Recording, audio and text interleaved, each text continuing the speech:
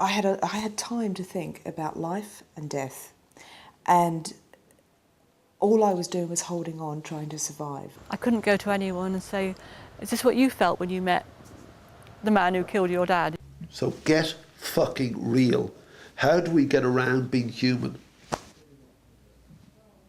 That's the essential argument of peace.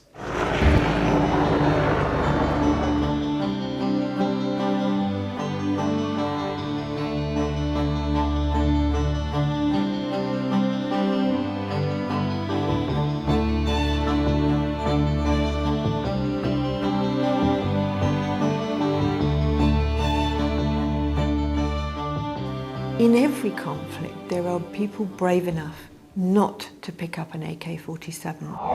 Patrick Joseph McGee as the Brighton bomber. Desmond Hamill, News at 10, the Old Bailey. We turned on the TV and there were already been filming of the Grand Hotel with like this huge kind of hole in the middle of it. I mean, it's remarkable that I met Jo and I killed her father, but that she is still willing to meet me. I always remember, like, I had thoughts in my head. Like, one thought was, Jo, what are you doing? You're talking to the man who killed your father. Go now.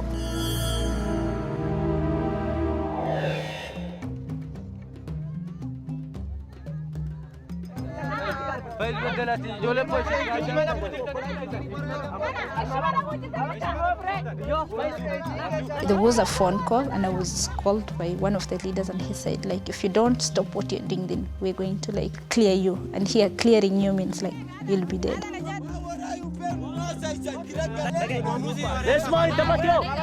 Well, those who don't want peace, they do their darndest to obstruct efforts at ending peace.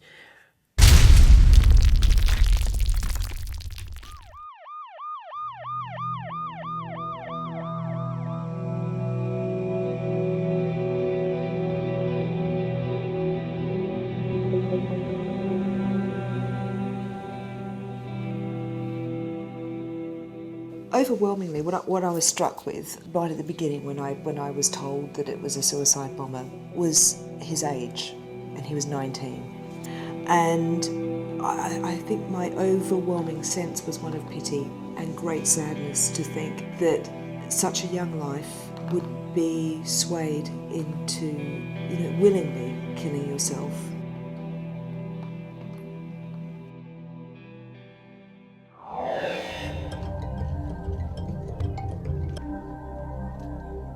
Previously, I feel every other person, particularly any Muslim, can die and go to hell. And even preaching to them is like waste of time, to me. In those days, I was a fanatist, and I was an extremist. And my hate for them knew no bounds. And I got to a level of terrorism. I want space for other people of other faith to equally enjoy this God's-given earth. Majority of those who demonize me are now my friends, a role model for the world, that it is possible for someone to be very, very religious, at the same time accept core values of democracy. We are Iraq veterans against the war. The best way to support the troops is to bring them home now. This government is seriously, seriously flawed. They're stripping our rights away. I mean, we got surrounded by 3 cop cars throwing a frisbee around, eating some burgers. Democracy is dying in this country.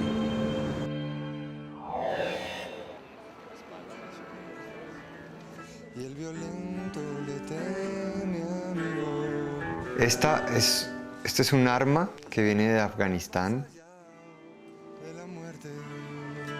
y que en Colombia ya mató más de 100 personas. Algo que sirve para matar y algo que sirve para crear.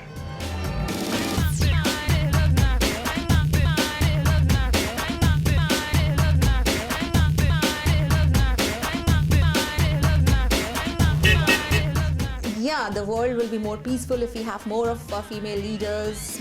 So definitely it's going to bring more peace, more stability in any society.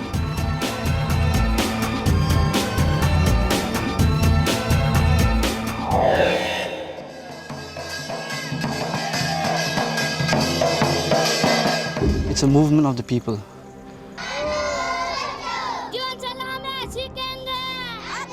For those people who were displaced.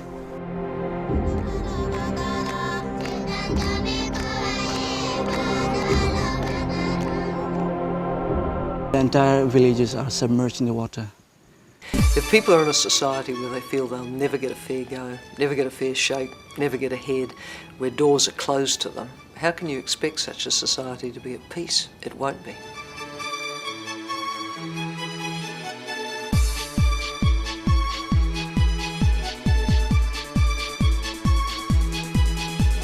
What it cost the Americans to have their troops in Iraq, in monetary terms, $150 million per day.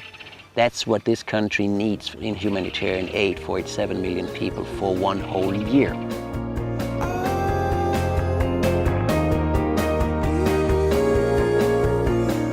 We are like soldiers. Before we were soldiers killing people, now we are soldiers of peace.